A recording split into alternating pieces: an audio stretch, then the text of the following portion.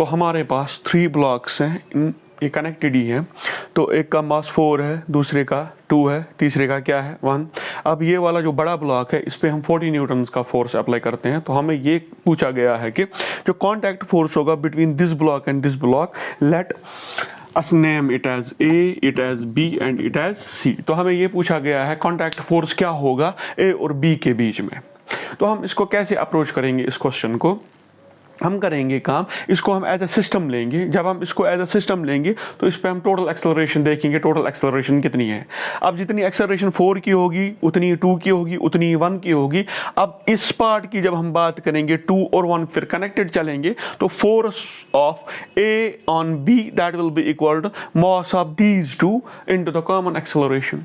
तो common acceleration कितना आ जाएगा, common acceleration A will be equal to F by M. अब एफ कितना है 40 न्यूटन्स, मास कितना है 4 + 2 + 1 that is equal to 7.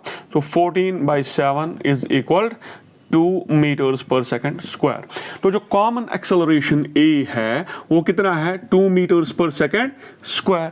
तो 2 meters per second square acceleration B की भी है, C की भी है। अब B और C कनेक्टेड हैं तो इस पे जो कॉन्टैक्ट फोर्स आ जाएगा A का वो किसके बराबर आ जाएगा, FAB आ जाएगा बराबर मास of these to 2 + 1 into common acceleration and that is equal to 2 + 1 is equal to 3 into 2 is equal 6 Newton's आ जाएगा कॉन्टैक्ट फोर्स इनका।